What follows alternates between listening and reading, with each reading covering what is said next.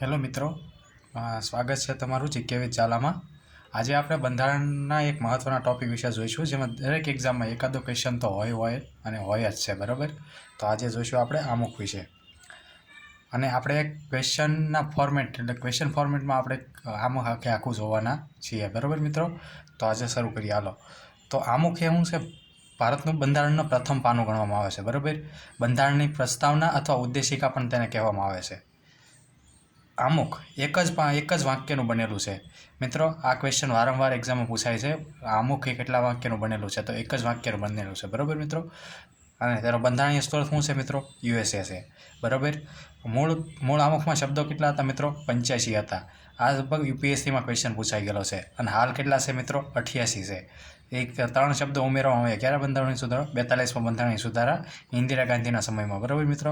આ 42 બંધારણીય સુધારો રહ્યો ને મિત્રો, મિની બંધારણીય સુધારો પણ કહેવામાં આવે છે.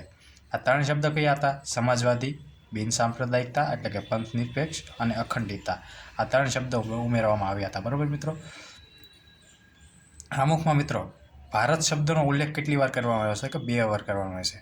અમે ભારતના લોકો, ભારતને, એવી રીતના 2 વાર શબ્દનો ઉલ્લેખ કરવામાં આવેલો છે. બંધારણની વાસ્તવિક શક્તિ કોને ગણવામાં આવે છે? ભારતના નાગરિકને ગણવામાં આવે છે, બરાબર. તેવો ઉલ્લેખ પણ ક્યાં આપેલો છે? તો મિત્ર પૂછે તો કેમાં લખેલો છે? આમુખમાં લખેલો છે, બરાબર.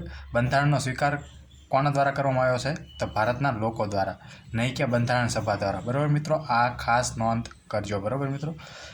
આમુખ કઈ તારીખનો ઉલ્લેખ કરવામાં આવ્યો છે? તો આમુખમાં 26 નવેમ્બર 1949 ઉલ્લેખ કરવામાં આવ્યો છે, જેને બંધારણ સભા દ્વારા સ્વીકાર કરવામાં આવેલ તારીખ છે, બરાબર છે. અને આ દિવસે શું હતું? માગસર સુદ 7મ હતી. વિક્રમ સંવત જોઈએ તો 2006 હતી. આમુખમાં આ શબ્દો લાઇનમાં પૂછવા માગે છે. આ પીવાયક્યુ છે, બરાબર મિત્રો. આવી રીતના લાઇનમાં આ પૂછે છે. સાર્વભૌમ, સમાજવાદી, બિનસાંપ્રદાયિકતા, લોકતાંત્રિક અને પ્રજાસત્તાક, બરાબર મિત્રો. યાદ રાખજો, સાર્વભૌમ, સમાજવાદી, બિનસાંપ્રદાયિકતા, લોકતાંત્રિક અને પ્રજાસત્તાક. સાર્વભૌમ એટલે સંપૂર્ણ આઝાદ, કોઈના ગુલામીમાં ભારત દેશ નથી, બરાબર. એવી રીતના કીધેલું છે. સમાજવાદી એટલે ગરીબો અને સમાજની સેવા, એટલે કે સમાજને લગતી વાત કરવામાં આવી છે, મતલબ કે મિશ્ર અર્થતંત્રની વાત કરવામાં આવેલી છે આમાં. બિનસાંપ્રદાયિકતા એટલે આપણો કોઈ ધર્મ નથી, કોઈ રાજધર્મ નથી, બરાબર. લોકતાંત્રિક એટલે વાસ્તવિક શક્તિ લોકોને ગણવામાં આવે છે. પરોક્ષ લોકશાહી છે ભારત દેશમાં, બરાબર. લોકો વડે, લોકો દ્વારા, લોકો થકી ચાલતું શાસન એટલે કે લોકશાહી, બરાબર મિત્રો. આ કોનું વાક્ય કીધેલું છે? તો કે અબ્રાહિમ લિંકન દ્વારા હતા. અબ્રાહિમ લિંકન કોણ હતું? ભારતના એટલે યુએસએના પૂર્વ ઓલા હતા, પ્રધાનમંત્રી.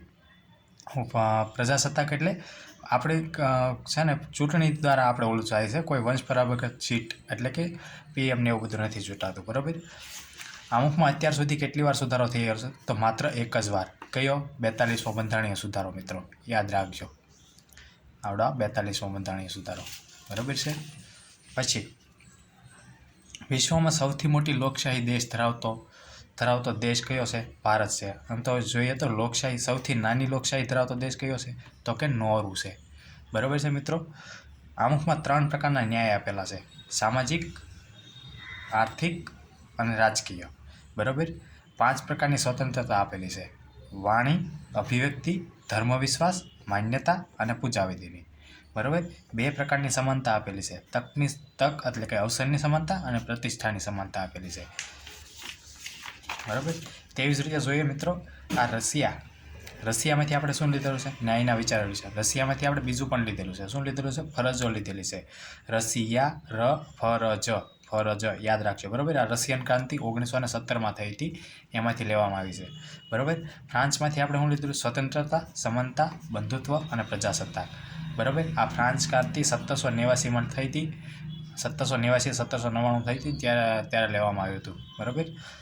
આમુખના બંધારણીય સ્ત્રોત શું છે? યુએસએ, એ આપણે આગળ જોયું. આમુખના ભાષા ક્યાંથી લેવામાં આવી છે? તો કે ઓસ્ટ્રેલિયામાંથી. બીજું શું લેવામાં આવ્યું છે?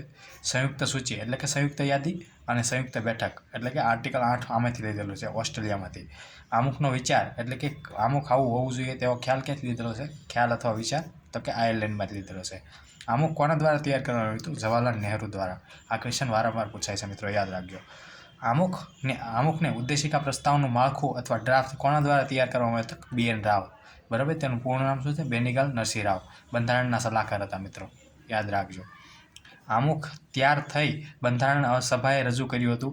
આમુખ ત્યાર થઈ બંધારણ સભાએ રજૂ કર્યું હતું.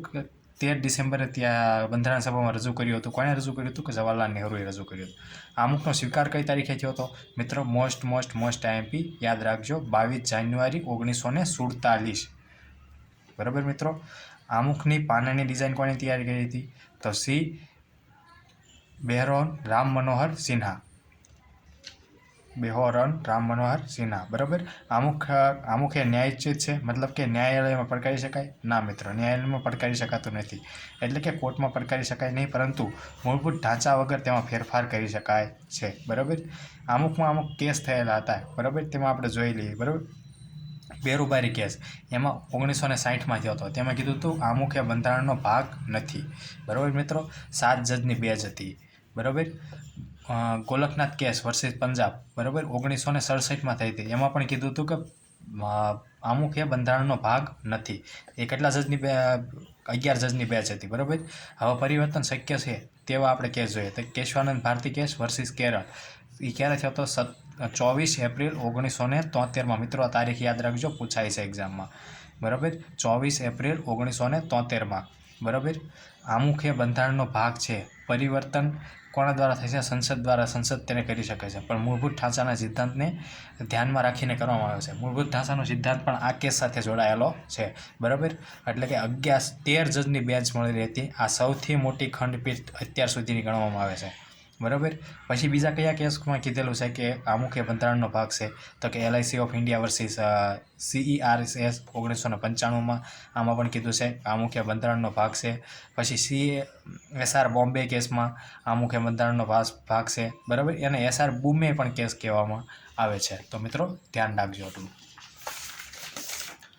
હવે જોઈએ મિત્રો, અમુક વિદ્વાનોએ આમુખ વિશે અમુક વાક્યો કીધેલા છે. બરાબર. તો એમાં જોઈએ, આમુખ એ આપણા સંપ્રભુતા, લોકતાંત્રિક અને ગણરાજ્યની જન્મકુંડળી કીધેલું છે. મિત્રો આ કીવર્ડ છે, યાદ રાખજો. જન્મકુંડળી કોને કીધું છે આમુખને? તો કે કમા મુનશી હતું. એ પારૂપ સમિતિના હું અત્યારે સભ્ય પણ હતા અને બંધારણ સભાના પણ સભ્ય રહી ચૂક્યા છે. બરાબર મિત્રો. આમુખ એ આપણા બંધારણનું પરિચય પત્ર એટલે કે ઓળખ કાર્ડ ગણાવ્યું છે. બરાબર. કોણે કીધું છે એવું? કે N.A. પાલખીવાલાએ કીધું છે. આ ઈ કોણ હતા? કેશવાનંદ ભારતીનો કેસ લડાણ હતા. સિનિયર એડવોકેટ છે. બરાબર મિત્રો. આ કીવર્ડ છે મિત્રો, યાદ રાખજો. બરાબર.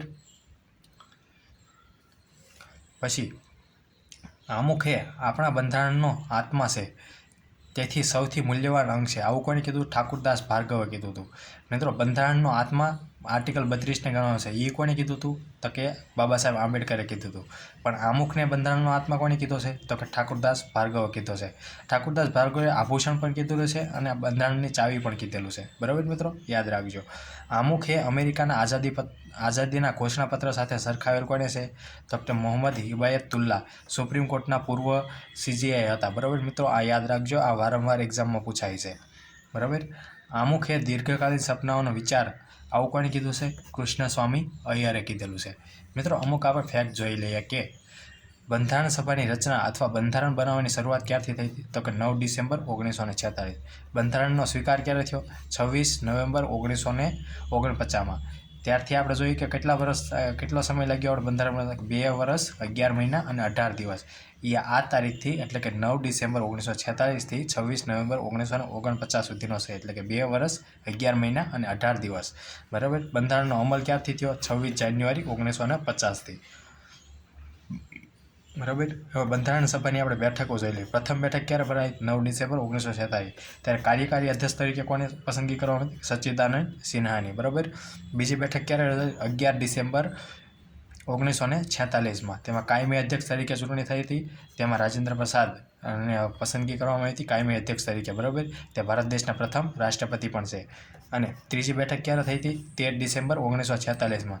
તેમાં શું કર્યું? આમુખની રજૂઆત કરી હતી. કોણે કરી હતી? જવાહરલાલ નહેરુ. એ આપણા કોણ હતા? પ્રથમ વડાપ્રધાન હતા. બરાબર. બંધારણનો સ્વીકાર કોણે કર્યો છે? ભારતના લોકોએ. મિત્રો આ ખાસ યાદ રાખજો. આગળ પણ મેં રિપીટ કર્યું, અત્યારે કહું છું. બંધારણ સભાએ સ્વીકાર કર્યો નહોતો. ભારતના લોકો દ્વારા સ્વીકાર કરવામાં આવ્યો હતો. અને બંધારણ કોને અર્પિત છે? પોતાની જાતને અર્પિત છે એવું કીધેલું છે. બરાબર મિત્રો.